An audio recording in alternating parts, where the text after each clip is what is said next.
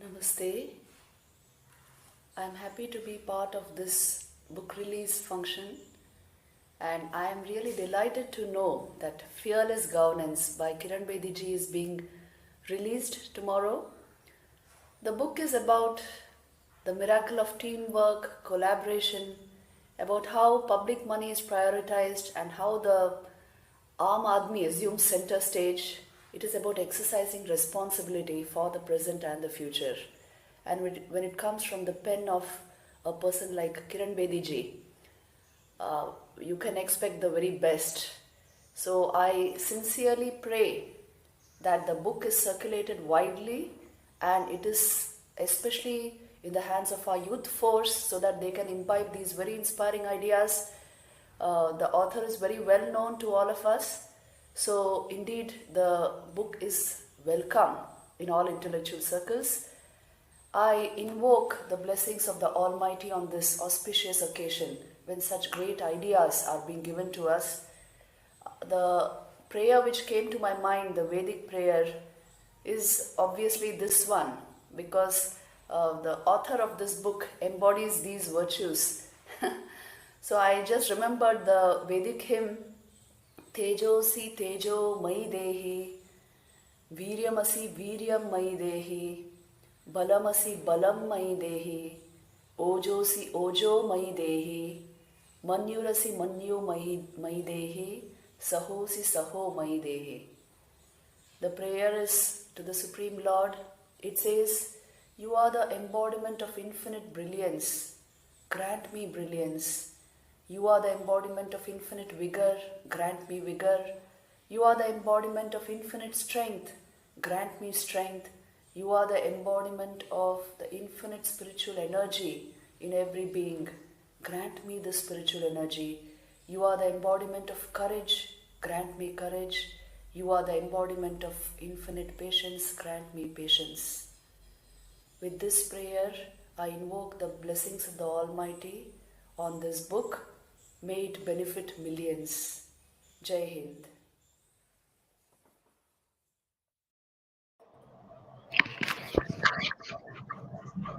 Good evening and namaste. I welcome you all to this evening's program, beginning with these divine prayers to the Almighty and the special blessings from Mataji Pravrajika Divyananda Prana. I think we are most blessed to be beginning this evening's program on this note. And I welcome you all to this evening's program. It's a very important day for us, which is the release of this book, Fearless Governance, and it's been a journey for ma'am and for all of us who've been part of this book, and it's the culmination of 6 years of hard work that's gone into this book.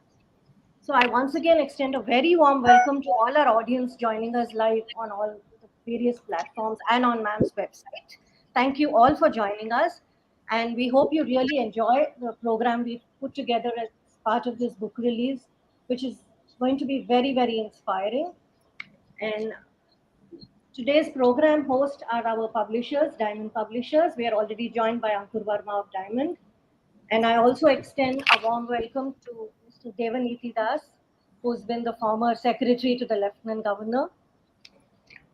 And to tell you in brief about today's program, we will first begin with the journey of the book. Then we will show you a video of how this book was actually made, following which I will tell you about the role our interns have played, and we will show you a clip about how the interns learned from ma'am and what they learned from ma'am. And then we will be joined by our two legends, Mrs. Indra Nooyi, the former chairman and CEO of PepsiCo, and Professor Debashis Chatterjee, who's the director of IIM Kozhikode. They will formally release the book and share their thoughts with us. And once they are done, then we will have Mr. Nitida. I will be introducing Mr. Devaniti Das, and he will be sharing his thoughts. And after which, we will be having our own author, Dr. Kiran Bedi, sharing her thoughts with us. And then we will formally show you the entire team who have gone behind making this book. Mrs. Saina Barucha will recognize all the entire team which has gone behind making this book. So this is how we will take forward this evening's proceedings. And coming to the making of the book, let me tell you, it's been a journey of a visionary who knew she was going to write this book and started documenting right at the beginning of her tenure. Every newspaper clip was documented, every tweet was documented, every blog was documented, photographs, videos, you name it, and it was meticulously documented. And it was a huge team working behind this, at Rajnivas, and everybody pitched in. It was not just, a creative team pitching in, or the offices pitching. It was everybody. If you had to see ma'am's office, even the household staff, their children would come and help us. It was a colossal teamwork that's gone behind the making of this book, and slowly, which emerged into a key book team in Delhi, which eventually put together. So we will show you a nice video that we have made on the making of this book. Can we have that clip, please? The first step towards that was the documentation room in the Rajnivas itself. And I had taken a me called Pooja, and she was interested with this work of now retaining whatever comes. So in the documentation, whether it was a Twitter handle, whether it was a morning nutrition, whether it was a blog, whether it was a WhatsApp message, whether it was a presentation, whether it was the minutes of the meeting, whether it was a news clip, all this was now being kept in different folders. So Pooja started to maintain this along with another intern who later on joined her, was Isha Arora. So this was a small residential team of Rajnivas Documentation Center. This led to further publications through a team which got a little expanded, and we went on to publication. So Amrita, and then the Rayful was a designer, Asha Gupta was the coordinator, who was the controller of Rajnivas. So it was like a team making photographs of baked by Manika Nandan. Videography was done by Vijay and his wife Poo. So all this small team, it was different people, but all coming together as a documentation. On the PRO side, we were getting the news clips every day, and so we were filing them in documentation. By the year end, we issued a news track document which had the news clips of all the highlights of the news clips of the year. So we had a full newspaper document. So all this small team, it was different people, but all coming together as a documentation. It was visual, it was print, it was file maintenance, etc. None of us were trained in documentation, but each one knew what to do and to preserve. Almost started to nurse that one day a book will have to be written. This becoming a basis of the book was shaping. Everybody, and I started to actually tell my team, hey, one day you're going to see a book, which you see today. You will see a book, you'll see a book. It was actually reminding my own self, and I was challenging my own self. And also probably even challenging my colleagues that, mind you, you will be part of the book. And these girls learning to be upgrading. And then social media was a big thing. My Twitter handle, my Facebook, the Instagram, all these were being picked up. The LinkedIn, we were using and sharing these things on the. So internship, spreading out all the news clips, the documents. How do we chapterize? So a format of the contents in the book start to take shape, and I was still conflicting. How do I write the book? Do I go chronologically? Do I go challenge-wise? It was all a conflict. It was all a discussion within my own head. But we started to do the spade work. So we spread out on the dining room, we spread it out on the floor. And then that was how it was getting compiled. From that Rajnivas compilation, for drafts were written, redrafts were written, drafting. Because every time I started to write, and I needed time, continuity of time to reproduce that chapter. What was happening on sanitation, on walking the rounds, the open house, whatever news was coming of our conflict with the political establishment. Publication was a very important documentation. Then came time to come back to Delhi, come back home, and the setting up a documentation room in Delhi. So you see a documentation room in Delhi. All these, one room is full of original documents of all the files, the e-files, etc. So all this was set up. The whole library was with me. I was self-sufficient. So now came a stage when how do I chapterize? That's another story of how we start to chapterize. Any number of times we corrected. Then I converted my own living room again into an assembly line. So Pooja and Rinki, and also took the help of Preeti to start me on the computer. So you see how it was a beginning of the documentation. Now we had the documents. How do I start writing? We started a residential office of Pooja, Rinki, and I initially took help of Preeti when Pooja was also in quarantines, etc. But Preeti came and we started the computer. And then we also had technology support from the India Vision Foundation, my own foundation at the basement, and a young man called Sumit. He was very good in hardware work. So he started to help me out with starting my folders and etc., which we kept shuffling, of course. But we spread out the pages into our bedroom, into our living room, and you'll see visuals of these, and then start to categorize them, and then start to document them, which is the category we have, then spread out to retain. So this is how the chapter began. We kept working and working, title from Workship in Governance to Fearless Governance. So she brought in the title, Pooja and Rinki kept working on the computer, Sumit kept helping me on my IT, support system from below provided us all the wherewithal, and all the logistics came from the India Vision Foundation, and to do the Kindle work. So he was typing Kindle, Rakesh was doing the InDesign, while Pooja and Rinki were feeding all the information required, sitting and designing. Aditi and I were continuing to read and speak and consult and rephrase, taking the help of Grammarly, and Aditi would take the book along and read overnight. Imagine what a huge issue it was, but how everybody worked it out. From lemon, which we were going earlier as a lemon color, to soft lemon, to maroon red, bright maroon, full of color and gaiety, called Prosperous Puducherry. This is the making of the book. The book was amazingly, I think if I had not come back now, the book could not have been written so soon. Second, if it wasn't COVID and I was isolated for almost 9 months, it would not have been written so much faster. 3, undisturbed time and focused on 9 months, and I was pretty healthy, keeping good health, and a very good support system at home. That's why I've thanked home support system as well. No noise, nothing, and was just the 3 of us in the room working 12 hours a day. Last 8 months clearly, 8 to 9 months clearly, we have done the book, and now today it's into print. Enjoy reading as much as we enjoyed writing. Bye.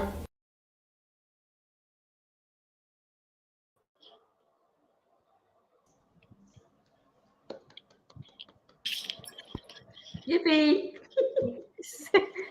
Yippee! So doesn't that video tell you how much your work has gone into making of this book? And I have personally been a part of it, both at Rajnivas Puducherry and back in Delhi with ma'am, when I made 2 visits and I worked with her. I mean, I can tell you, we wrote, we rewrote, we tore papers, we lost files. Everything happened in the making of this book. Because none of us are so technologically savvy, the files kept going missing. And there was a stage when I was telling ma'am, aap likho, and you just copy paste it into the email and mail it to me. So it stays, even from emails, it won't get lost. At least one of us will have a copy. We'd reached that stage, and then thanks to Sumit, we've had help, and the whole team really worked. And I keep saying it's like the pieces of this jigsaw puzzle that each one pitched in their own part to make this book happen. So it's a big thank you to this book team, and I think it's a dream come true for us today to see this book being launched. And personally, I've seen work going on for 6 years for this book. It's not just in the 8, 9 months. So, and another integral part of our team, of our work in Rajnivas, were our interns. we had young students coming and interning at the office of the Lieutenant Governor. Ma'am always believes that the government offices should be open for students to intern, to learn, and see how work goes on, how bureaucracy works. But she led by example and opened up Rajnivas to interns. All through her tenure, at different points of times, we had interns coming in, including an extended summer internship when the code of conduct was in place in the summer of 2019. So we've at least maybe close to 100 interns may have come to Rajnivas, and they were all guided very well during their internships, led by Mrs. Asha Gupta, the controller, who made sure they did their assignments properly, went out in the field, did their social work, everything, and only then went out of Rajnivas with their certificate signed by Dr. Kiran Bedi, which is, I think, the most valuable asset any student would want, to have an internship like this. So our interns also wanted to express their gratitude to ma'am on this momentous day, and they have sent us little clips of what they learned during their internship. So we will show you a clip on that. Could we have that clip, please, of our interns? Instilling the spirit of public service, leadership, importance of gratitude, and integrity are just some of the values which I carry from the halls of Ma'am's office, and it has always been a part of my growth ever since. Some instances which I hold very strongly in my mind from Puducherry are Ma'am speaking at lengths to administrators on the value of using what you already have instead of aspiring for what you don't. Her priority for addressing children and young people, and the value Ma'am attached to discipline. And most importantly, I carry in my heart the moment she told me to not give up and not be satisfied with the ordinary. All these left a very deep impression on my mind and have consistently shaped me. I have learned to live every single day to the maximum potential, and for all this and 1,000 other reasons and 1,000 other lessons that I've learned from Dr. Kiran Bedi ma'am, I will forever be grateful for her.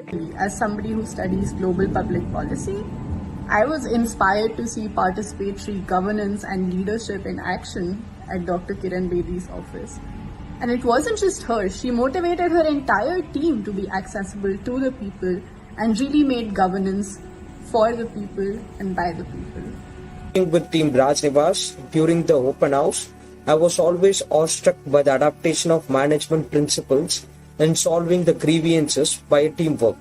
Seeing the happiness in people's face made me to believe wherever it may be, accessible governance leads to acceptance by the people, and acceptance leads to celebration by the people.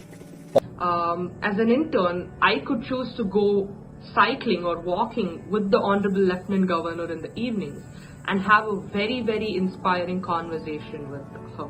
And this opportunity is something that I haven't got anywhere else.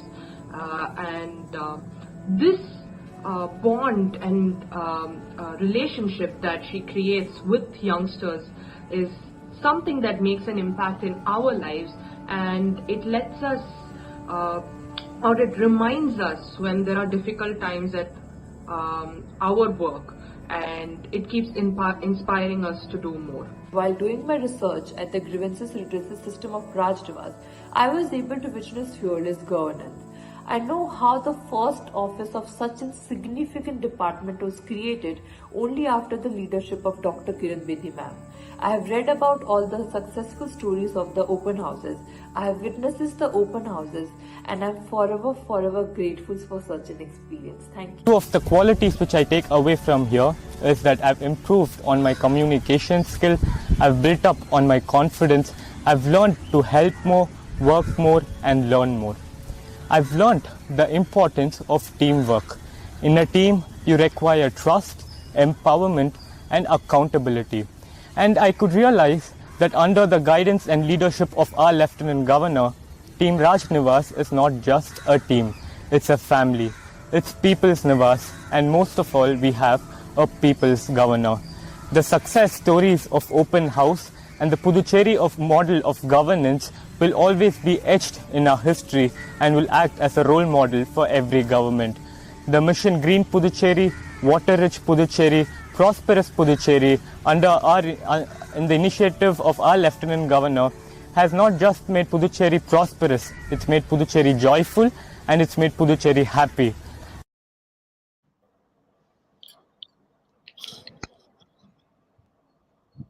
Now, doesn't that video show you how internships have impacted the students, how much they have learned, and how these learnings will stay with them throughout their lives?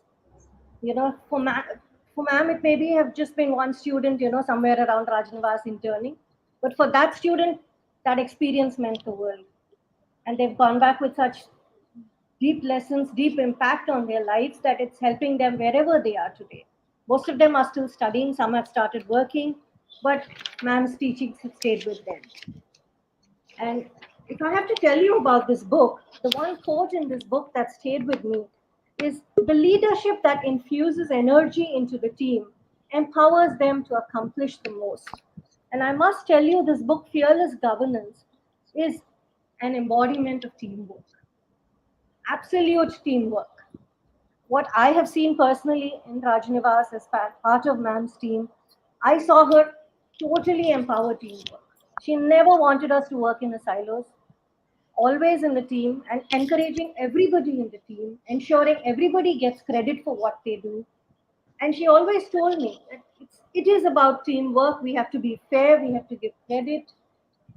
And the more you give, the more you get. That's what I have learned from ma'am, seeing, her essence of teamwork always in Rajnivas. And in fact, our Rajnivas team was headed by Niti Das sir, and he's very much here with us today. And I have personally always gone to him for help whenever I was working on any documentation in Rajnivas. So, and the other quality that one can imbibe from this book is how empathy cuts across all barriers. It's ma'am's empathy that, really helped her govern there. I used to watch that. The open house, when people used to come, they knew ma'am doesn't know Tamil, she doesn't understand, she has an interpreter with her, but they knew here is a leader who's there to help, which is why they came. Or if I saw ma'am on cycling rounds and where she would stop and meet the Swachhta workers and go hug them. And you could see that in their eyes that they really understand ma'am's love and kindness and empathy. And that's what really, helped, or rather was the hallmark of her governance. I could just go on and on with this book. I think each one of us must read this book and, pick up whatever inspires you. There are lessons. It's a complete, manual of governance. You'll pick up lessons for various things, and it's not just for government, but even in the private sector. I think people can learn from this book. In fact, when I wrote the book 2 years ago, also I told ma'am, it's your kindness which governs. And the word fearless has always been associated with ma'am. Even now, when you do a Google search and say fearless, I think the first name that turns up is Dr. Kiran Bedi. And when we got the name of this book as Fearless Governance, I think it just fitted so appropriately for ma'am. So I think it's very, very special today that we're releasing this book and we're just waiting for our special guests, the legends, to join us. In fact, I think Professor Debashis is, yeah, I think Indra Nooyi ma'am has also joined. I can see her back end. So I think it's the biggest dream come true. It's moment of goosebumps for us to have Indra Nooyi ma'am and Professor Debashis Chatterjee joining us. I think as soon as they're on the camera, we'll have them on.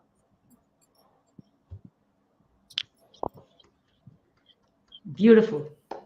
Wow. Thank you Okay. so much. Good morning, good afternoon. Good morning to you. 6 a.m. in the morning for you.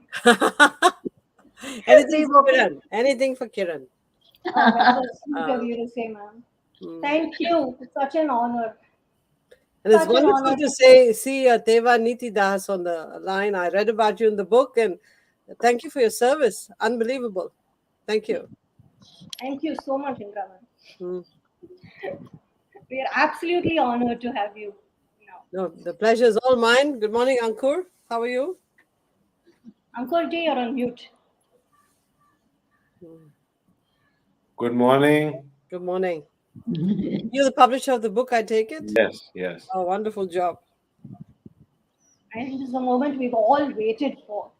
Well, do you want me to say a few words now, or you want me to wait till Debashis joins us too? Yes, I think he's just joining us, ma'am, and then Okay. we'll. I'll let him go first so that I can hear him. He has to go first before Debashis Chatterjee any day. No, So, Professor Debashis. Debashis, you're the educator. Very nice to meet you. You're the educator. I was taught always to let the educator go first. to icon, Indra, I heard you on stage with Kapil Sibal and you on stage, cramped with a CNN IBN. I don't know, CNN. Who was this gentleman who was doing this? And Kapil Sibal said to you that Indra, take my job and give me yours. And something very interesting when you're talking about governance and management, two gorillas that never seem to meet. But here, because of Kiranji's book, I mean, it's such a privilege to see both of you right in front of me. I feel really grateful. Here is my copy of the book. And I would like, we had the cover, but we made it into a book that only management guys can do. But I've only got the cover. But this is something that we are waiting for. And I'm pretty sure that a lot of India, I hear from a lot of my friends in West Bengal who worked in prisons and all inspired by Kiranji. They've all heard about this event and the book. And so this is such a great opportunity for us to be able to unveil it. And it's a moment where you recognize a life which can be frozen in print. Life is so dynamic, but it has been for the time being. And who else but Kiranji can produce something of this kind with visual evidence that this is not theory, this is hard nuts and bolts of leadership, and we're going to talk more on that. But right now, it's a pleasure and a privilege to hold this when on my screen, none other than Indra Nooyi is waiting to speak. So I would cut short my initial conversation and allow her to go ahead and do the honors. Thank you, ma'am. Thank you very much, Indra Nooyi ma'am and Professor Debashis for joining us. And I request our publisher, Ankur Verma of Diamond Books, to formally welcome both of you. And then we will also have the formal release of the book, after which Indra Nooyi ma'am will share her. Sure. Diamond Publication welcomes all of you and requests Mrs. Indra Nooyi and Professor Debashis Chatterjee to virtually release the book and the e-book Fearless Governance by Dr. Kiran Bedi, IPS retired and the former LG of Punnacheri. Diamond Publication is extremely delighted and honored to welcome the iconic Mrs. Indra Nooyi, one of the most well-known corporate leader, most admired CEO, and role model for women across the globe, who was ranked number one in the Fortune magazine, Most Powerful Women in Business. With the strong Indian roots as she hails from the city of Chennai, she studied management at IIM and then at Yale before taking the plunge into the corporate world. She joined PepsiCo in 1994 with a sheer hard work, determination, and business acumen. She turned the company around and became its CEO in 2006 and chairman in 2007. She brought the concept of performance with purpose to put the environment, customer, and employee well being at par with financial goal. She was the first woman CEO of PepsiCo and one of the only 11 female chief executive for Fortune 500 company. She has consistently ranked in the Forbes magazine list world's 100 most powerful women. She was awarded the Padam Bhushan by Government of India in 2007 and was named CEO of the Year by the Global Supply Chain Leader Group. She has also received US State Department Award for Outstanding American by Choice. She has received 15 honorary degree and an honorary doctorate of Humane Letter from Yale University in 2009. Read her newly released memoir, My Life in Full, to know more about her. Diamond Publication is also extremely delighted and honored to welcome the most revered teacher of management and leadership at IIM, author and columnist, Professor Debashis Chatterjee. He is currently director of IIM Kozhikode, has been a professor and dean at IIM Lucknow and IIM Calcutta, is currently also the mentor and director of IIM Amritsar. A Fulbright scholar at Harvard University, He was also a visiting professor at Kennedy School of Management. He has been described as third leader of world by Professor John Kotler of Harvard Business School for his contribution to theory and practice of leadership. He has authored several books, including Leading Consciously, Timeless Leadership, to name a few. Professor Debashis Chatterjee has been leading IM Kozhikode to new heights. IM Kozhikode has been the sole IM to feature in IRA ranking and has ranked second in the most innovative education institute of national importance. We are indeed privileged to have both of you grace this book launch.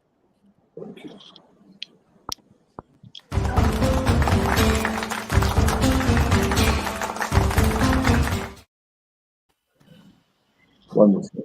Great. Thank you. I think the book is formally released. Indra ma'am, would you like to speak first? We request you to share a few. You're talking to me, Shivani? Yes, ma'am. Yes, ma'am. Thank you. Thank you for those comments, Ankur. And here's my copy of the book, in my iPad. I don't know if you can see it, but I've been reading it again last night. And I must say, I've been absolutely enamored with the book. First of all, it's a very easy read. It's not a laborious book that sort of puts you to sleep. It's written in a language and a style that, sort of bullet points, and quickly you can skim through it. Every chapter has lessons, takeaways. I found it very, very engaging. Now, you might wonder why a business executive or a retired business executive should be interested in a book about politics and managing a union territory. Let me be honest, I looked at this book as an example of CEOship in action, leadership in action. And basically, what Kiran is saying is whether you run a company or whether you run a union territory or a state or a country, there are some universal principles. Work for the people, put them before you, be visible, make sure that you have accountability, make sure that you are resilient, make sure that you're honest. There's some universal principles that Kiran articulates throughout her entire book, notwithstanding a key message, which is be humble. Humility, sort of is a theme that goes through the whole book. I'll be honest with you. The thing that bothered me the most reading the book was here is somebody who's come from a region that she's, far away from Puducherry, comes to Puducherry, wants to do the right thing for the people at a time when that union territory needs help. Yet the political establishment gave her so much grief. And I'm sitting there scratching my head going, why? I thought political leaders were there to serve the people. Rather, I found the opposite. Political leaders were there to pad their pockets, to in fact put as much barriers as they can in front of this incredible person who wanted to make a change and serve the people and make Puducherry a great union territory. And they were more interested in their patronage and getting her out of Puducherry rather than embracing her and saying, what can we learn from her? And I'll be honest with you, that's the part that had me up all night saying, what is wrong with our political system? And Debashis, as you head up IIM Kozhikode and all of the other IIMs, this is a topic you must study because this book provides a beautiful blueprint of decentralized governance given to a very, very honest, ethical, caring leader can actually make a difference. And Kiran Bedi's book is an example of how it can work. I think the biggest question mark is how do you make it stick? After somebody like Kiran Bedi leaves Puducherry, does everything she does or she started to do stick in Puducherry? I mean, and that report card is a little mixed because the political establishment takes over again. How do you find the honest leaders to surround a great leader whose heart is in making a difference? How do you make sure you reform the political system? How do you make sure the political system works for people who are struggling? I mean, some of the pictures that I saw, I had tears. The bathrooms, the classrooms, the hospitals, the dental clinic that you showed, Kiran. I cannot imagine that people can look at that and have a good night's sleep and not have their conscience evoked. I mean, I am in a state of shock after seeing some of those pictures. And this is not from 20 years ago. This is last year and the year before. I read about the COVID crisis and what you had to manage through. And I'm looking at the huge differences between the privileged class, not the wealthy class, the privileged political class, and the Aam Aadmi. And I'm saying, what is wrong with us? Do we not care about our own citizens? And so I am sincerely hoping that this book by Kiran is a call to action. It's a story of fearless governance. It's a blueprint for what political leaders can do if they put their minds to it. But if this book remains just a book, as opposed to, and a tribute to Kiran, as opposed to what do we do with this, the learnings from this book? How do we send research teams to Puducherry to see what stuck, what didn't? What do we need to do with the political system? How do we work with the central government to start reforming politics? I'm afraid that India, with all its potential, will be mired in politics.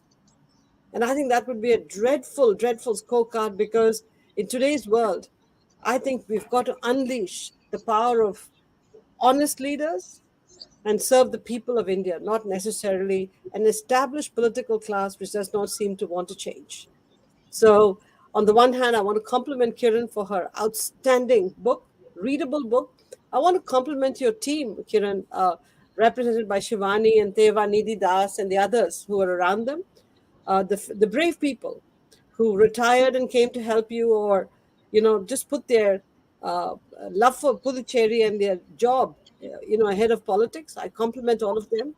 But most importantly, this is a call to action to the IIMs in particular, which I'm a product of, um, to come together and say, hey, instead of just grooming people to go make crores and crores of rupees, how are we also going to groom people to serve the public? Much like my school, Yale School of Management, did, public and private management. We focus too much on private enterprise and making the almighty buck. I think we've got to marry with that a real sense of how do we reform government the right way, because people are struggling to live day to day, and it's high time that we did something for the people. And so, with that, let me just say, Kiran, my compliments to you for a great book. Thank you, Ankur, for publishing it. Thank you to the whole team around you who supported you. And most importantly, I can't wait to see what's going to happen next year and the year after under the leadership of the IIMs and other management institutions in the country. So thank you very much.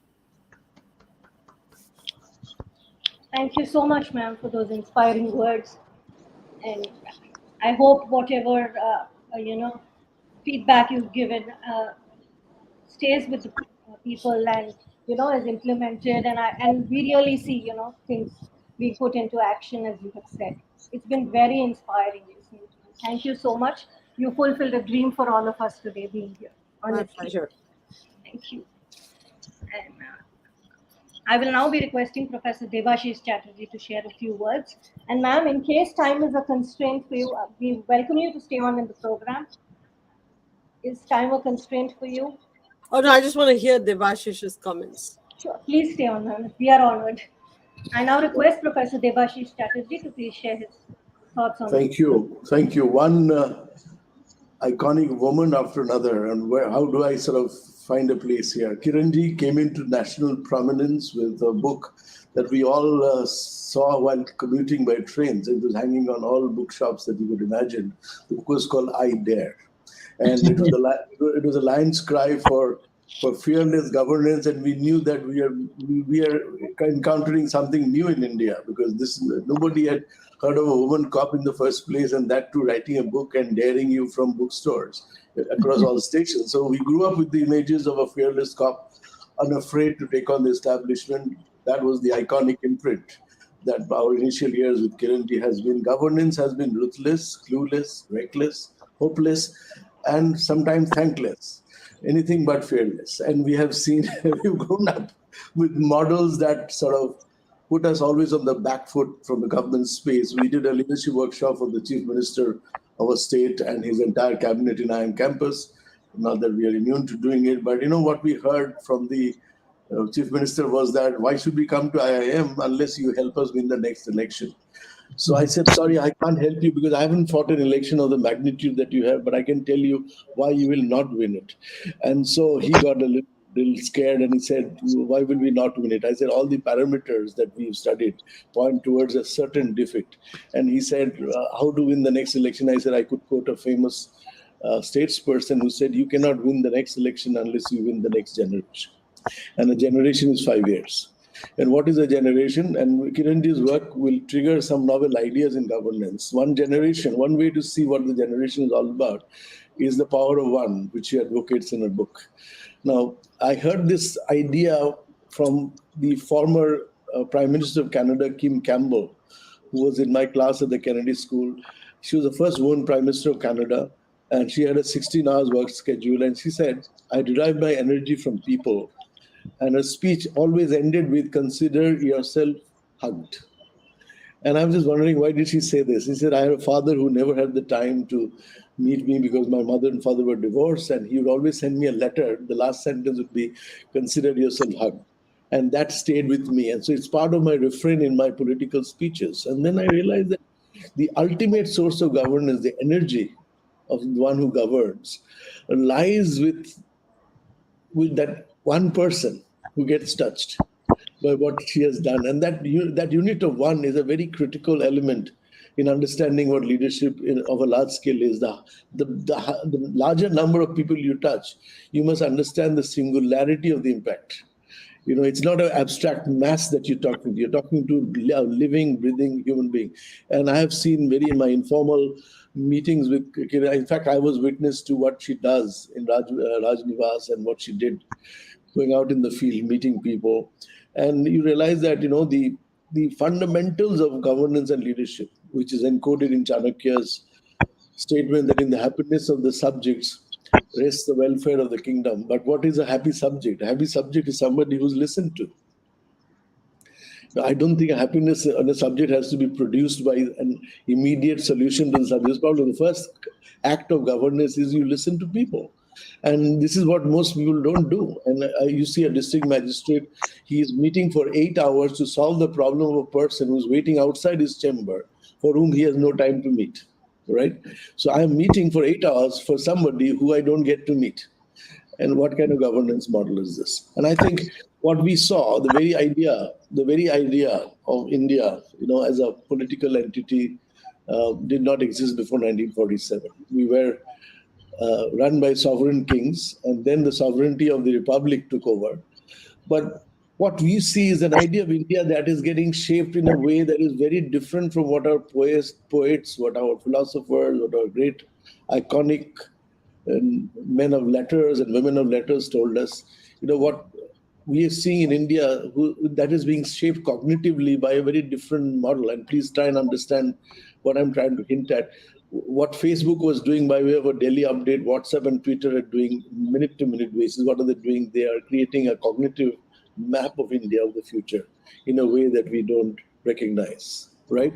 So if you India is the number one nation that uses WhatsApp, 500 WhatsApp users. And if they send 1 billion messages, you can imagine that 1 billion messages are shaping what India is talking about within. And you can see this WhatsApp and the Facebooks and all of that, they seem like universal devices. How many WhatsApp messages do you send to people in Australia? You are actually talking to people within your own zone of influence, largely Indians. So what you're doing is you are shaping the identity, and for leaders in governance, and this is what I saw Kiranji do so well, Rajnivas. She was a victim of what you might call fake news, right? And you can see news can be faked, the fake news can be instigated by software, but it is spread by people, by politicians. Software doesn't spread fake news. So creating an unstable contagion of emotion reinforces our human need for connection. You understand that we need to be connected. And I think the only way, governance models can take over where the internet and its assorted devices left us is essentially to take over the power of the social media and create counter conversations, not based on fake news, but a convincing evidence that you care. Before you dare, you create. And you have to recreate yourself. Every day a leader recreates himself or herself in alignment with people. I think an identity of a leader is very different, Indra, from the identity of a manager who has a set goal, a structure. whose creative opportunities are far less than a leader's, because you create your identity in ways that you cannot do in most conventional management roles. And I think the more you take on a leadership role, the more you realize that this nation is grossly underled and, of course, obviously very deeply mismanaged. So Kiranji had to deal with all that by taking over the powers of the social media with a social agenda in Rajnivas with an open door. I was seeing people literally flooding the lawn in Rajnivas. Everybody had open access at 10 o'clock meetings. And so we are talking about in real time, when we are embedded in a massive cognitive system that both act as a background to our daily lives and are replicated and transformed by billions of people by their daily actions, I think the basis of real governance would be one kind action, one deeply touched human. And I think that human has the power to replicate, to multiply kindness. And this is something that we must keep in mind, because we are living in a very world, in the age of globalization, the national communities are marking their boundaries within the messages that get circulated again and again. How do we shape these minds? How is skillful citizenship that is self-organized, coordinated, open and democratic, deliver goods and services with the government? With the government, not the government delivering on their behalf, with the government. And so that ability to connect with people, I saw with my open eyes, and I was in this forest land and she was talking to people, and you should see the convergence, the kind of interest that got. And one great thing Kiranji has taught me as an academic is to record your actions. And if not for yourself, because you can reflect on your actions at sitting at night. Another great woman who actually did that in practice was Mother Teresa in Calcutta. She used to sit every evening when the day was over and should look back on the whole day on reverse video mode to see what I have done, what I should not have done, what I could have done better. So this reflection is a very critical part of leadership. Finally, this is what I want to say is that, governance builds on power of institutions, and sadly, institutions are under great threat today, like never before. Institutions are not frozen structures, but are emergent properties of collective action. So institutions emerge just as leaders create themselves. Those values that keep institutions alive are more critical than institutional structures themselves. These values that we see from the IMK perspective are Satyam, Nityam, and Purnam. Satyam is authenticity, Nityam is sustainability, and Purnam is fulfillment or wholeness. And Gandhi had this notion that if you looked at the power of emotions, and I think very few people have explored Gandhi from the world of emotions. He read the Gita, he read the Bible, he read John Ruskin's Unto This Last. These are his three books that constitute his political philosophy. But the important thing he took from the Gita was the power of Pratipaksh Bhavna, power of contrary emotions. And in the Bible, it translates as turning the other cheek. When somebody hits you on one cheek, turn the other one around. Now, this is a very important notion that we missed on when we decoded Gandhi. What he was saying is fundamentally fear is natural to human being. I'm coming to the title of the book now, and I'll finish with it. It is not as though leaders don't have fear. If Kiranji tells me I had no fear, I would not believe it. But I said what I did with my fear, with my acts of courage, what this Pratipaksh Bhavna is also human. A human fears, but human also demonstrates courage on the face of fear. To be able to, as a woman, we can understand what she has gone through, going up this, we can understand from India's history. But what she has done in terms of conquest of that fear, to be able to bring the exact opposite emotion, courage and determination. Converting, as she herself would say, her sideline into mainstream, would be the evidence that the book would present in fearless governance. Fearless governance is not governance without fear. It is governance with fear, governance that teaches you how to conquer it, how to conquer your inhibitions growing up. And this legend of a woman whose name is Kiran Bedi, incidentally, if she could be any other woman in India, getting lost in the whole, but the ability to resurrect from where she is to where she has come, the nature of the journey itself is so inspiring that any book would not be able to do justice to that. But since this book is current and real, I would say that this book is an access, a doorway to a human being whose infinite gifts of compassion, love, caring, determination shows up in ample measure. And please read this to to see what you can take from it and what you can do to transform yourself with it. Well, I will leave that at that. And I think I've spoken. Problem with professors is that they don't know when to stop, but I will. Thank you. Thank you. Thank you so much, Professor Debashis, for those very inspiring words. And also a big thank you to Indra Nooyi ma'am. I think she's left. And it's now time to welcome our very own head of our team in Puducherry, Mr. Devaniti Das. And it's an honor for me to be introducing Mr. Devaniti Das because I've always looked up to him and learned from him while I used to go to Rajnivas to do documentation. He's an officer of impeccable integrity who started his career in the Puducherry Civil Service and rose to the IAS service and served as secretary to Lieutenant Governor. And ma'am, was so happy and, she found him to be the most trusted aide and retained him as her officer on special duty. He was the OSD to ma'am till the day she left Puducherry. He was ma'am's most trusted aide, and ma'am used to say he's an institutional memory. Anything we needed to know, we would go to Nitidas sir and he would tell us. He would just rattle it off from his brains, from his memory, and guide us with whatever we needed, whether it was cyclone, COVID, water age. Whenever I was doing any documentation, I would just knock at the door of his office and he would help me. And we fondly called him the Bishop of Rajnivas. I fondly called him the Bishop of Rajnivas because he was always there blessing every program that happened. Whether it was a book release, a celebration, anything, he was there blessing.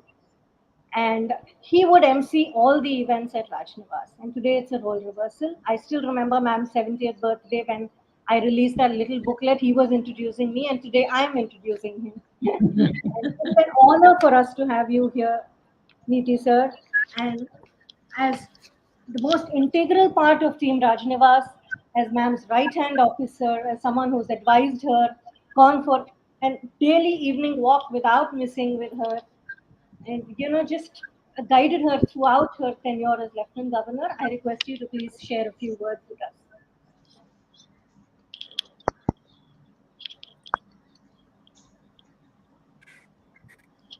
Honorable Dr. Kiran Bedi, Madam, it's a great pleasure to be a part of this program today. I have been privileged to listen to stalwarts, Professor Debashis Chatterjee and also Mrs. Indra Nooyi, Madam. Both are stalwarts of their own kind. I'm very blessed to hear them today. Ma'am, the title of your book, Fearless Governance, made me to think a lot in the past few days. Fear is a kind of an unpleasant feeling triggered by the perception of danger. It may be real or it may be imagined. Every human being is having fear. I can say the elected representatives are the most fearful people in the world. They're the most fearful people because number one, they fear of losing the next election. And some of them of losing their own seats, losing their own majority, of losing their own chair. I have seen in government for the last 35 years, many of the chief ministers, they'll be fearful of losing their own chairs within the period of 5 years because Pondicherry is such a small place. Majority is decided by 1 vote or 2 votes. So chief ministership will change. So they're always fearful people. They're fearful of the next election, not even next election, the present tenure itself. So that makes them to function in a different way. They don't know whether they will continue as a person elected by their own flock, or they may be thrown out in the middle. I have seen chief ministership changing hands. So the most fearful people are the democratically elected governments and the representatives. And coming to the people, in fact, people are also very fearful. In my career, I have seen people are afraid to go inside the government office. It's very difficult to enter into government office. We don't have such a pleasant interaction with a common man. People are afraid to enter into the government service, avail the government service. So I can tell, ma'am, what you have done in Pondicherry is to remove the fear from the mind of the governed. The Rajnivas used to be a place revered, respected, or even feared. It's a seat of power. And I think you changed it as a seat of people, seat for people. You made them to come and occupy the seats there, your own seats, your own seat you offer to the people. I have seen young children coming and occupying your chair. You triggered their imagination. You removed the fear. Absolute, you removed the fear.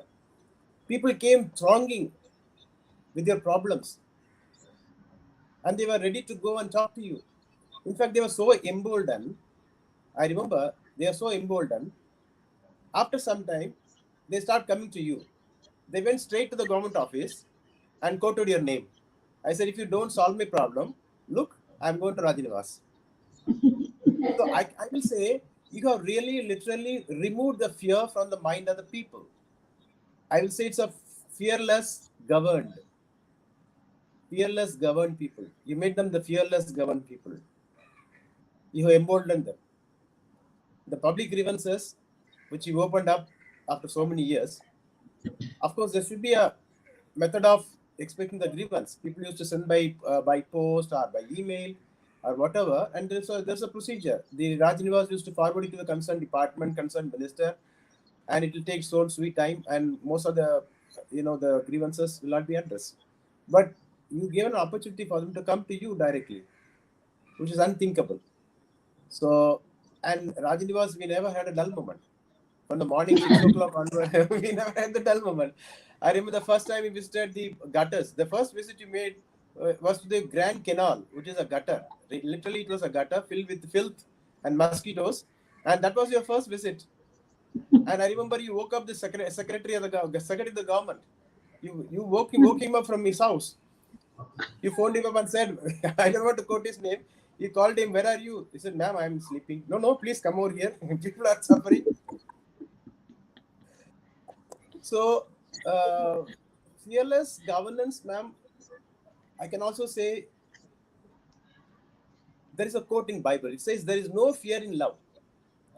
There is no fear in love. A perfect love will drive away the fear. The one who fears is not made perfect in love. I think you really loved the people of Pondicherry, and that's why you didn't have the fear. Even the government officers, many of them are fearful people. It's not real, it's mostly imagined. The fear of transfer, fear of punishment, fear of contempt, fear of privilege notices, fear of disciplinary proceedings. So I think you removed those fears also from the mind of the bureaucracy.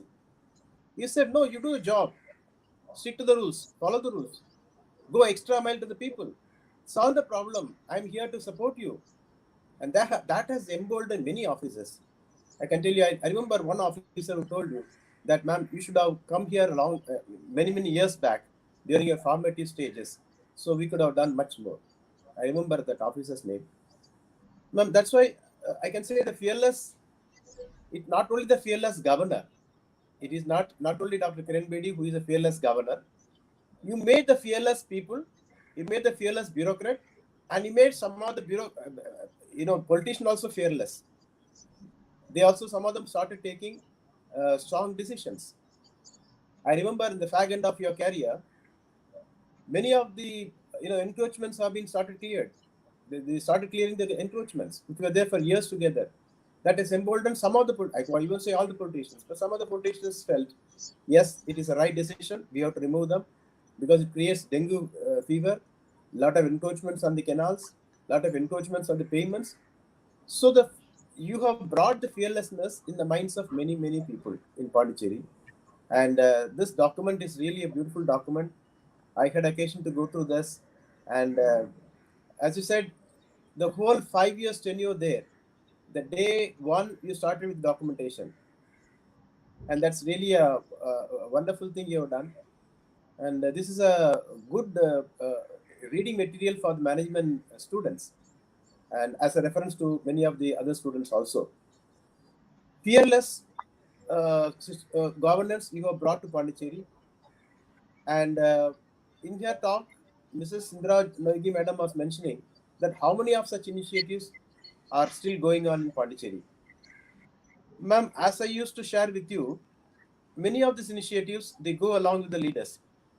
But knowingly, unknowingly, or whether you can accept or not, some changes have been brought in the minds of people, in the minds of people, the governed, also on the officers. That will not change. Maybe your public grievance system, whatever you have initiated, may not be in the same form. But today, people still remember that yes, there is a system, and we have the authority to go and ask the officers to get the grievances resolved. So that changes will not change, and it will continue. And I'm sure, ma'am, whatever contribution you have done to Pondicherry will be remembered by the people for years together. And I still now they are remembering, especially in the time of this COVID, people are comparing about the past and the present. So that comparison will go for years to come. I'm sure about it. And ma'am, I once again congratulate you for bringing this beautiful book to us, and we're all blessed.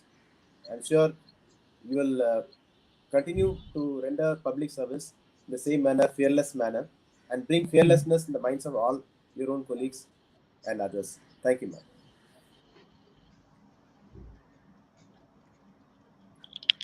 Thank you, sir, for your wonderful words. And I think you've also doubly blessed us with reading from the Bible. That's why ma'am used to call you the bishop, because you're always blessing us. Thank you so much. And now it's time for what we've all been waiting for, to hear the author speak. The most loved and adored, our very own Dr. Kiran Bedi speak.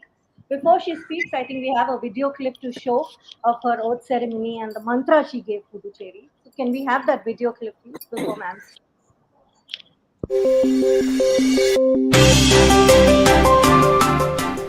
I, Kiran Bedi, do solemnly affirm that do solemnly affirm that I will faithfully discharge the functions of the Lieutenant Governor of the Union Territory of Pondicherry I will faithfully discharge the functions of the Lieutenant Governor of the Union Territory of Puducherry and will to the best of my ability preserve, protect and defend the Constitution and the law, and to the best of my ability preserve, protect and defend the Constitution and the law, and that I will devote myself to the services and well-being of the people of Pondicherry. and that I will devote myself to the services and well-being of the people of Puducherry. And I shared some of them with the expected leader. The first one being trust. This would mean working with integrity in all forms, financial, administrative and intention. The second mantra, my friends, is empowerment. This means enabling and enhancing optimum utilization of resources while addressing concerns. It also means promoting self-reliance through training, mentoring and more. My third mantra, my friends, and the final mantra is accountability. Not just to the people, but also to yourself. It means implementing and promoting respect for law. Together these mantras form an acronym called T. T for trust, E for empowerment, and A for accountability. So our mantra could be together T, trust, empowerment and accountability.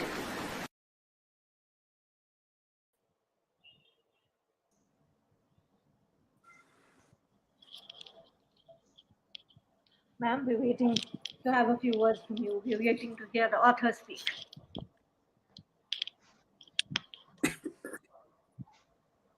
I'm truly overwhelmed. I cannot thank the Almighty enough for what He or she has brought us to. I think it's a glorious day, one of the most important day of my life. I've been a student of, admirer and student of both Professor Debashis Chatterjee and also great listener of Indra Nooyi. And both, in a way, both of you have been my teachers in many ways. Indra as a remarkable woman leader as a CEO, and Dr. Chatterjee, what he imbibes as a teacher to the students. So I'm thrilled to have my two teachers in two different ways coming together. And how interestingly, Professor Chatterjee stepped in because I was looking, he's a worksmith, and I was looking, searching for a word for my book. How interestingly. And that's why I got him committed to say, when I release the book, Dr. Chatterjee, you got to be there. And Indra Nooyi, I want to thank Shivani the most for having brought her in, because I'm totally inspired by the way she's led her professional life in a foreign land, an immigrant, a foreign land, a woman. And I know I've worked at the United Nations, how tough it is to be working in the Western world as an Indian, a woman of color, and an immigrant, and then working her way through. So I cannot thank you both enough. Now, thank you, Shivani, for running the clip of my oath ceremony. Niti and I remember, Niti remembers when we were at the oath ceremony, there was a discussion. Do I take the oath and go? Or do I say something on this day? And I know Niti and I had a discussion. And I said, Niti, I'm opening my account as a leader. And when I open my account as a leader, people of Puducherry and the public officials of Puducherry must know what am I going to stand for? What am I here for? What will I mean as I work? I want to declare. I want to burn my boats. I want to declare. Now, the first important thing which I was very keen that I declare, what am I here for? That's the first quality. Now, I took the oath. I'm bound by that oath. But what am I declaring at the oath? It's not just the oath and go. No, I want to tell them. So Niti said, and the team was of the view that no, ma'am, no speech is made on that day. It's you take the oath and go. I said, no. That was my first defiance to my team, saying, no, I shall declare what am I going to stand for. Niti, you remember? Now, see, that's evidence again. So I organized my thinking. Prior to that, Dr. Chatterjee, I think there's a chapter of the SWOT analysis in the book. Prior to that, I did a SWOT analysis with all my public officials. The secretaries, the chief secretary, Niti was a part of the team, all of us. I did a SWOT. I wanted to know, who am I working with? What were the strengths, weaknesses, opportunities, and threats as they saw? And they were very kind. They wrote that in their own handwriting, which are preserved, and a clip of that is in the part of the chapter of the book. Chief Secretary, Niti, everybody wrote. And what did I see? What did I see? Because before I am speaking, I want to know, who am I going to work with? I didn't know any one of them. I did not know any one of them in the government official. I traveled all the way from north to south. I didn't know the language, as Shivani says, and I did not know anybody. I only had one friend with me, Dr. Amrita Bell, who traveled with me as a prospective officer on special duty. So she was the only North Indian friend I had who I could chat with in Hindi and Punjabi the way I wanted. But I had nobody else who I could talk in my own language. So I did a SWOT.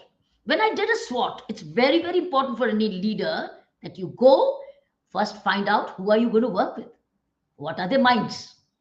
What are their attitudes? What are their priorities? What are their challenges? What are their strengths and weaknesses?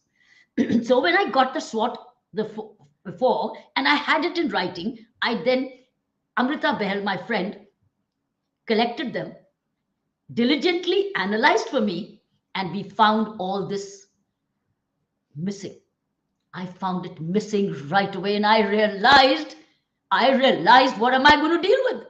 They did not have a mission statement. They did not have a common mission statement. They all were accusing each other. Their weaknesses were that we are a disjointed system. We are a suspicious system. But they also said we are an educated class. We have a lot of educated people, but they're all separated, segregated, fearing, and threatened. And I, God, what do I do?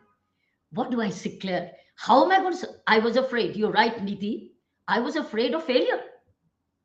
You think I was not afraid? I was afraid. The Prime Minister said when he appointed me, he sent me to say, Kiranji, wahan jaakar paise ka dhyan rakhna. That's the opening chapter of the book. In English, it meant, Kiran, go and take care of the money there, which meant that he knew what was happening in Puducherry. He's sending me into the fire. He's sending me into a quandrum of dishonesty and dishonesty and falsehood. पैसे का ध्यान रखना. My God, I began with this feeling, what पैसे का ध्यान? कैसे पैसे का ध्यान? So when he said that, and I saw the SWOT, and I saw the whole accusatorial and leaderless, no united, no mission, no common ground, nothing. I formed my views, and I gave a tea mantra, and that is when this tea mantra did come out of the blue. But prior to the tea mantra, Niti would remember, Amrita Behel and I, on the Indigo flight, we flew economy. We flew economy. I refused to fly business class throughout my LG's career. Throughout. Didn't even once take the business class. And she and I, on the flight, drew a mission statement for Puducherry. What could be the mission statement? But prior to that, again, for 1 week, which the Prime Minister gave me to join, I started to work with a officer called A.K. Singh to come and educate me about what is Pondicherry. What he said was almost coordinating with what's happening with the mills, how the people are being paid for no work, how many years it's been all shut down, and nobody has the courage, political courage, to take any decisions. As Niti very rightly said, every vote mattered. So nobody, that means crores of rupees were going into unproductive work just because the labor could not be laid off to say, thank you, we shut down. Committee after committee was suggesting, shut down these mills. They're not functioning at all. Do something else with it.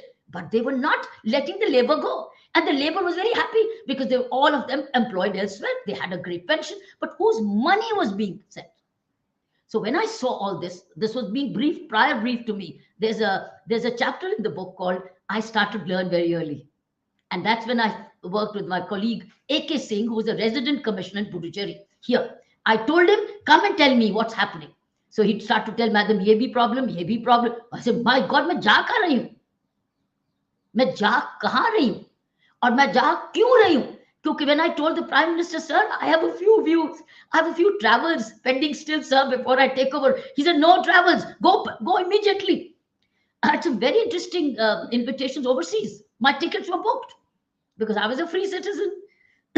But he said, no time. Ab travel baad mein karenge. And sure enough, during all my tenure, if I got an invitation from overseas, he did not allow any travel. He wanted us to stay and put right digging our heels throughout. So with this prior understanding, knowing, confirming, and then doing a SWOT, which was independent, which was objective. And I still have the paper. So when I came up across the tea mantra, it was saying, God's case, trust each other. I shall trust you. It was a mantra. What am I going to do with you? I will trust you till you belie the trust. I will trust you till you break my trust. So whatever's been your past, it doesn't matter to me. I trust you. You're worthy for me. I don't know you earlier, doesn't matter. I don't know your language, doesn't matter. But I trust you because I know you are appointed. Now, I'm not talking about only politicians. I'm talking also the public servants. While you have all talked about the political leadership, I'm now shifting the focus a little more on the public services who are appointed by merit, who qualified, and who value this service, who need the service, and who are very secure. What are they afraid of? They've got the job for the next 35 years, 30 years, and they have a pension all their life. What are they to be afraid of? Why should they be afraid of? That's my anger. I can understand the politician being afraid of losing his seat. Why should a public servant who's got 35 years, 30 years, pension taken care of, medical taken care of, house taken care of, transport taken care of, to be afraid? Why? So it was the focus now was public servant. So I was telling the public servant, I had no control over I knew public political appointees would have their own issues, and I have no control over them. It's the people who elect them, people who enjoy and suffer them. That's between the voter and them. But what about the civil servant, of which I was? I was an appointed officer, a person who knew if I would perform, I can perform. What is my fear? My fear is transfer. My fear is transfer. My fear is harassment. They'll harass me with show cause no. As Niti very rightly said, privilege notice. Many of our very good, credible officers were harassed with privileges notices by the certain minister just because they took a stand. And I used to tell that officer, what are you afraid of? But the point is, he was harassed. He had to hire a lawyer. He had to spend money out of his own pocket to hire a lawyer. Why should he? He doesn't have that much money. But he was afraid. So he was afraid of a privilege notice. He was afraid of a department inquiry because that will hit his career. So he was afraid. So I was now hitting it, telling them, friends, I'm trusting you. And I'm with you. And I had the powers as a lawyer, as a lieutenant governor. The powers of the lieutenant governor very clear. In fact, when I went there, people did not know the real powers of the lieutenant governor. If you read that chapter on the lieutenant governor by the law secretary, you are very clear. Financial powers stop at the lieutenant governor. Service powers stop at the lieutenant governor. Contractual powers stop at the lieutenant governor. Final disciplinary stop at the lieutenant governor. So when your finance is there, your service matter is there, policy approval to be notified prior has to be approved by the lieutenant governor. What else? Lieutenant governor is the executive and the politician is the political head. But the lieutenant governor has the final say. So when I said trust, I said, I trust you. I do not know whether you've been not trustworthy. I don't know. Number two, I said, empowerment. I'm going to empower you because when you trust a person, you empower a person. So I'm going to empower you. You have your charter, you have your responsibilities, you have your performance. Go ahead. I am with you. Trust me, I'm with you as long as you perform. But if you don't perform, I will make you perform because I'm not here to fail. Either you perform or I'll make you perform. But you shall not fail because if you fail, we all fail. And we'll not fail the people. We are here for people through this position. So the third was accountability, which I also used to twist it with alignment, where we'll all work together and we'll be accountable for all our deeds, actions. So accountable means I'm first accountable for all that I do. I'll be accountable. Whatever decision I take, Nidhi and I used to, the team Rajnivas was brilliant. And there's a whole beautiful chapter on team Rajnivas. Who were the key people? There was Sridhar, there was Bhaskar, there was Srinivas, there was our PRO, Asha Gupta and PRO Kumran. They're brilliant people, very nice people. They were nice, but they were all lying dormant, my friend. They were lying undervalued, under-realized, poor potential, but just lying around, doing very little. Why? Why should they have been allowed to be wasted? Are they not being paid full salaries? So trust, empowerment, and alignment or accountability. And Lieutenant Governor's office was the primary. All decisions, believe me, Dr. Chatterjee, I think the chapter would read it and my readers, listeners would know every decision that we took has been challenged in the court of law almost. And I think what we have achieved as a legacy is those decisions we took, which they challenged, they were, by the way, Government of India decisions. They were coming from Government of India. They were coming by orders. And yet the state government of the day was challenging them for nothing, by fake news, by misinforming people. We had the power to say, enough. This is the Government of India. This is the law. This is the rule. This is what we do. Like, for instance, I'll give you an answer. DBT, direct bank transfer. The Government of India was very clear. All this money which is going has to be transferred directly to the bank accounts. The political executive wanted contracts. They wanted contracts. And they wanted inflated contracts. And why they wanted contracts? It's explained in the book. Right? Why? When DBT can be done with the money, there's no leakage on the way. Why are you coming in between? Why don't the people can buy their own rice at the time they want? At the time they want, at the quantity they want? Why do you want to get a contractor from outside Pondicherry to sell you rice at an inflated price, which may be poor quality? Isn't Pondicherry a market? Isn't Pondicherry market not having rice shops? Why can't you buy rice from there? Why can't people get money to buy rice? No, we want contract. There was a huge, why? Because they wanted contractors. Market people were, but nobody had a voice. Unless we, as a lieutenant governor, put our foot down. I had 2 chief secretaries during my time. One chief secretary, if he had been not the way he was, we would have turned Puducherry around in 3 months' time, 6 months' time. That first chief secretary was aligned with the political powers that be. He was political. That is my problem. What was he afraid of? What was he afraid of? He's an IS officer. He will go from one secretary should be other. What are you afraid of, Mr. So and so? I've not even mentioned his name. There's a whole chapter on him. He harassed me. He was the cause of a lot of grief and agony. Why should they be? Why should a public servant? And I told him, come along with me for the morning rounds. Let's do the rounds together. Instead, he started to tell the juniors, don't accompany madam to the morning round. Don't go with her. So other office, and they did not. I was working sometimes on the weekend round with the junior engineer. Just a junior engineer. But he knew the job, I got it done. I didn't wait for them. The chief secretary of that time ensured a rift between me and the political executive. Had he been maturer, he could have actually brought harmony. He actually caused the rift. He wanted whatever his gains, because I want to know, you all know, the performance appraisal of the chief secretary is written by the chief minister. And as a lieutenant governor, I'm only the next accepting or upgrade or reject, accept, whatever. But I was the reviewing, I was reviewing, right? Niti? I was the reviewing authority. So he wanted full marks, 10 out of 10 from the chief minister. So he sacrificed me. And he said, what will madam do? Madam may downgrade. He'll go up somewhere up at the government of India and get it done. So ignore the lieutenant governor, be on the side of performance appraisal, to hell with the lieutenant governor. He did not know that here was a person who will get him out too. So I requested the prime minister. I said, sir, prime minister, sir, you sent me here. I'm fulfilling the goals of my work. Either you have him or you me. Please make a choice. I did this within the year. Because that means basically I was not hanging on to my job. I didn't want to hang on to my job.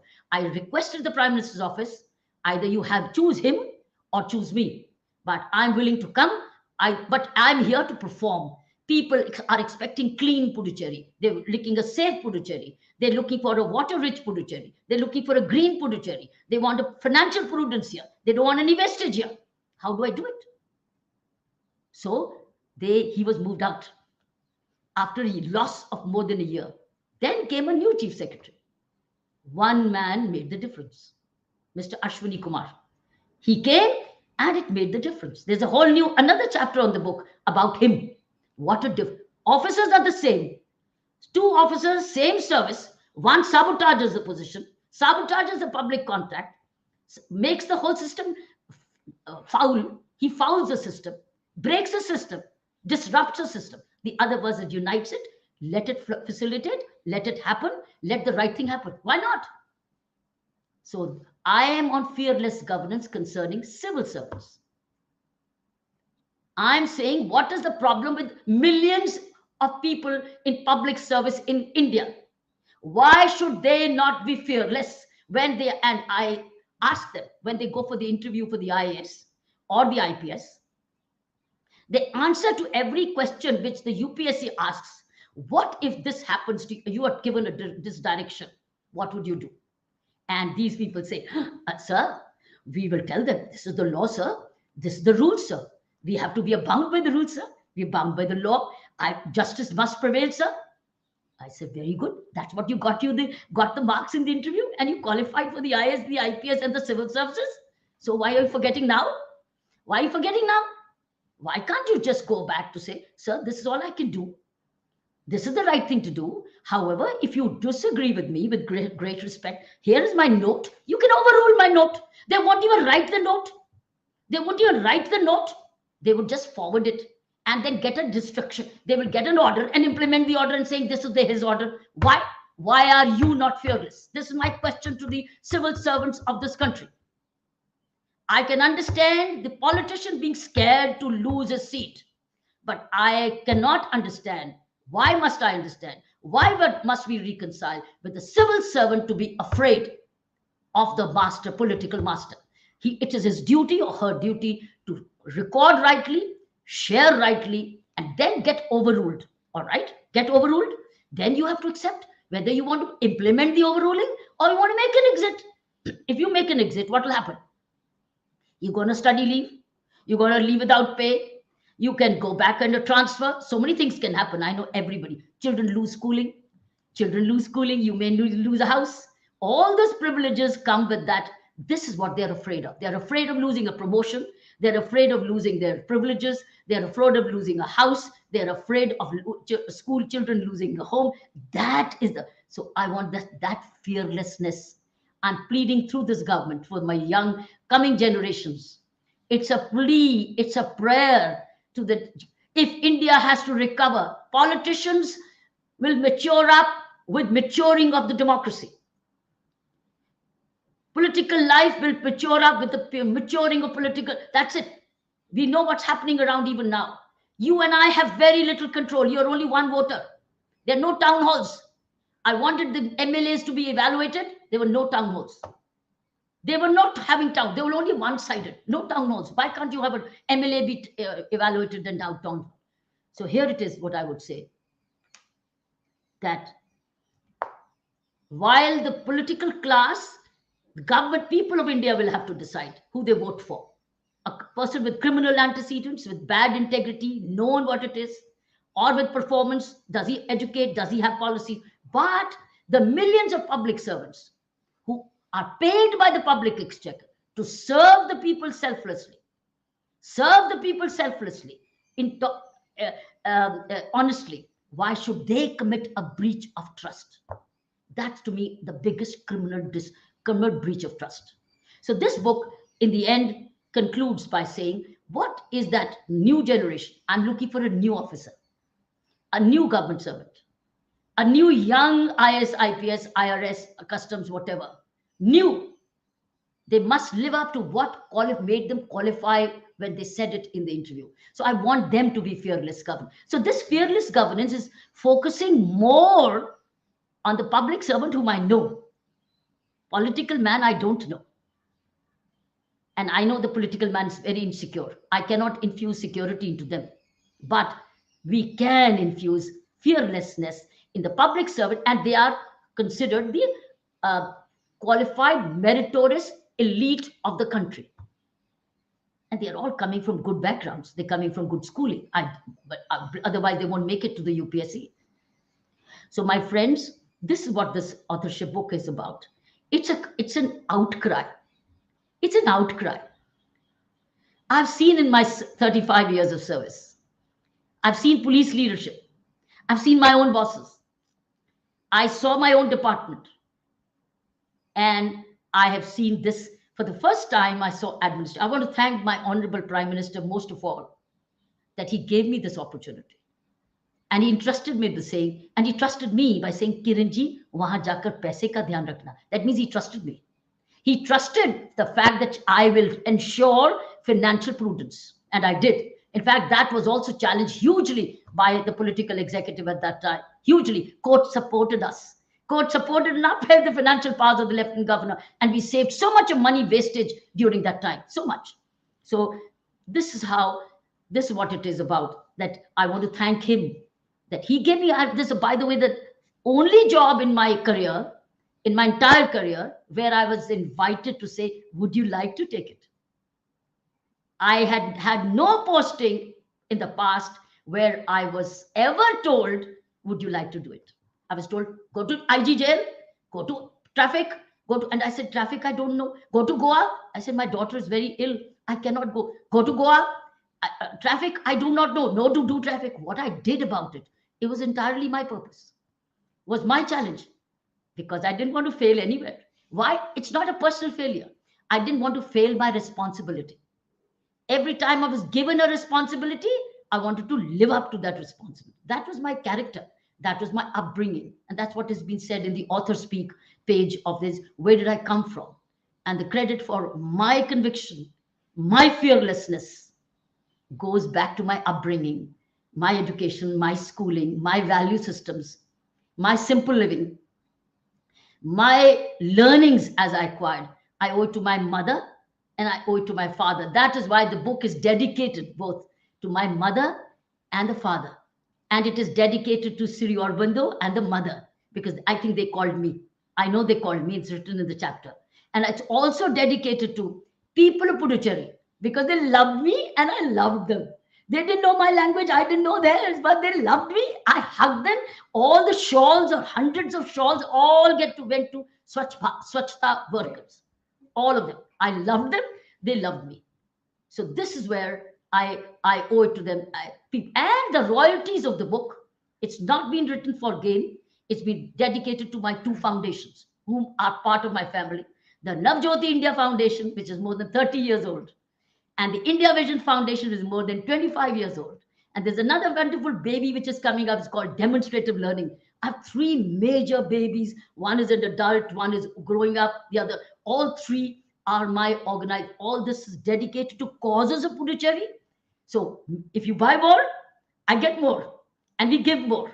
So we have, you buy more, we have more. We can go to causes in Puducherry. We can go to causes in Navjyoti India Foundation. We can go to causes India Vision Foundation and support demonstrative learning, of which Shivani is a very integral part.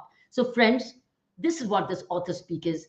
If I've said more, if I've hurt anybody's sentiment, but all that I've said is proven beyond doubt in the book. It's available on Kindle and it's on QR code. You want to see a document, you want to see a visual snippet, where you can click the QR code on the book and you can go to Kindle. So it's a website. The website has been made by very good friends of mine, Shivri and Abhilash. They all done pro bono work. All this support system, Debashis, has come pro bono. Pro bono. Can you believe it? It's all pro bono. Friends have come together pro bono. I want to thank most of all my publisher, Ankur Verma, the Diamond Books. They're my old friends. His father, Mr. Narendra Verma, is brilliant. He's a giver. And he did exactly what I needed. We supported each other as publisher and as an author. We were a wonderful team. And that's why this book has come out so neatly. And there are many others. I think my daughter will now say, recognize all those people I'm owe this book to. Thank you so much, Shivani. Thank you. Thank you. Thank you so much, ma'am, for your inspiring words and taking us through the journey of this book of fearless governance, which I know it was truly fearless governance. And as Niti sir said, you also made the governed people fearless. And which it was wonderful to have witnessed your work in Puducherry, which I never got to see otherwise. You never get to see a governor's office or government functioning, and you allowed me to see it so closely that it was a huge learning experience for me. So we're coming to the end of this program, and I just want to tell our viewers the book is available on Amazon, Flipkart, on the Diamond website, and it's also on Kindle, so you can pick up your copies. And as ma'am said, the royalties are dedicated to the foundations and to causes in Puducherry. So open your hearts and pick up the book. There's lots to learn from the book.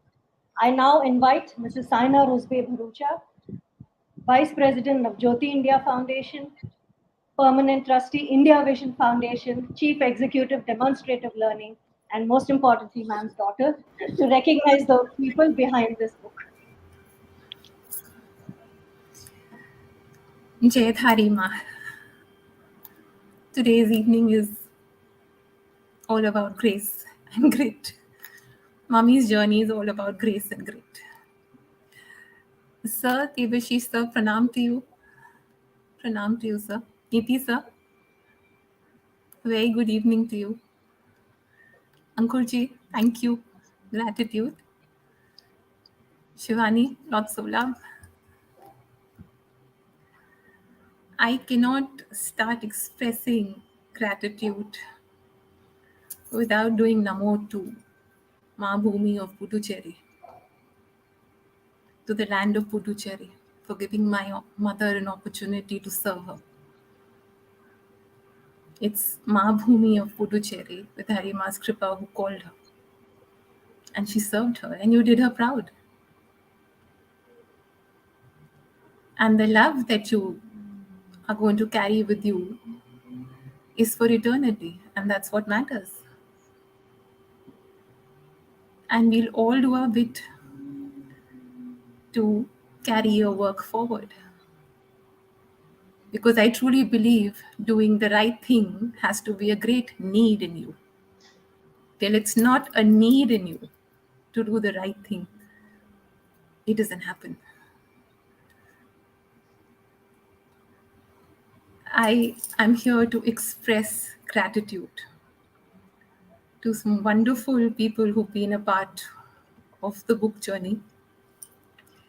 I'll read out the names one by one and share my thoughts along the way.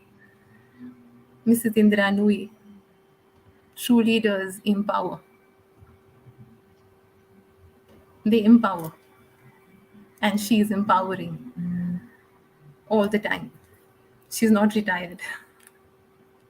Mommy is not retired. Debashis sir will not retire. Neeti sir will not retire, because you're all the time empowering all those you meet. And that's what true leaders do. So a big heartfelt gratitude to Mrs. Indra Nooyi for coming and sharing her heart with all of us and saying such wonderful words about the book and reading it with such intensity.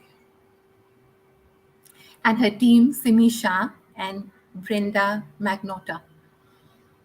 Sir, gratitude to Professor Debashis Chatterjee and his team from IIM, Kozhikode. Thank you, sir. Thank you. Thank you for your very, very kind words and inspiring all of us and the youth and your young students who watched you. Sir, Neeti Das, sir, gratitude to you for being there and for joining us today and sharing Mummy's journey. Thank you, sir. Thank you for being there. And thank you for your prayers. Thank you for a very big message about the power of prayer. It's the power of prayer with power of righteousness, with power of hard work that makes you fearless. Thank you, sir. Our diamond publishers, Ankur Verma, Chandni Jangir. Now, please print it with all your heart and take it forward. Thank you for putting in all your love, and thank you to your father for setting up Diamond Publishing House, and you're carrying it forward now. Thank you. Thank you to your entire family. क्योंकि कोई अकेले नहीं करता है काम. This is always good work. Blessed work always happens as collective effort. So आपके परिवार को बहुत बहुत शुक्रिया. हमारी बुक टीम को शुक्रिया. आदित्य मेहरोत्रा, पूजा लाल, Rinki Singh, Shivani Arora, Sumit Shukla. A very special gratitude to all public officials of Puducherry government. Asha Gupta, people of Puducherry, this evening belongs to you. This evening is yours. It's all yours. Interns at Raj Nivas, they are the future, our youth. Riya Raghunathan, Manik Nandan, Vijayanand, Punguruli, Monica Dhawan from India Vision Foundation. She's the director of India Vision Foundation. Preeti Talukdar. The entire household staff of Raj Nivas, Puducherry and Delhi. आप सबको बहुत बहुत शुक्रिया because you make our day and life so comfortable. आप सबको बहुत बहुत शुक्रिया for giving us that comfort. Our team of India Vision Foundation, our team of Navjyoti India Foundation, a team of demonstrative learning, In Time Reprographics, Instinct School and Studio of Design, Team Squarical, Mr. Achal Paul, Shakira Scott, Sujata Bhuyan, and from the family, my mother's younger sister, Anup Shabria, for giving the name of the book. Gratitude to her. A very special thank you to Mataji, Divyananda, for sending such a lovely, blessed video and blessing the program and the book and the event through her prayers. Thank you to all the children joining. Thank you to all the children who've joined us. And I like a little army behind Mom. To all the children who've joined us and watching the program and getting inspired. Thank you to all our audiences who have joined us and who've been with us. हम आप सबकी तंदुरुस्ती के लिए दुआ करते हैं. ये एक छोटा सा ग्रैटिट्यूड था, क्योंकि शब्दों में ग्रैटिट्यूड हम पूरा नहीं कर सकते, लेकिन दुआओं में कर सकते हैं. हम आप सबके लिए दुआ करते हैं और आप ऐसे ही जुड़े रहें और हम कलेक्टिवली आगे बढ़ते जाएं. Mommy, the journey continues. Thank you. Thank you, Shivani. Thank you. Thank you, Shivani. Thank you. Thank you. The journey continues with some incredible life lessons.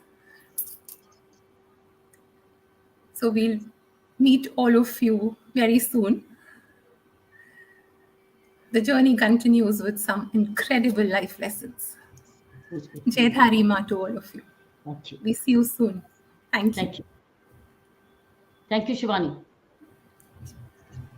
Thank you, ma'am, for this opportunity and for making me part of your book, The Fearless Governance, and part of your journey in Puducherry and continuing now with demonstrators. Thank you. It's a learning with you every single day. I'm absolutely grateful to you. Thank you to all our audience for joining us. And please do buy the book and read it. You'll be supporting causes and you will learn a lot of lessons. Thank you. Jai Dhari Ma. Jai Dhari Ma. Bless you. Thank you. Bless all and thank everybody who came in. Bye-bye. Thank you and bye-bye. Thank you.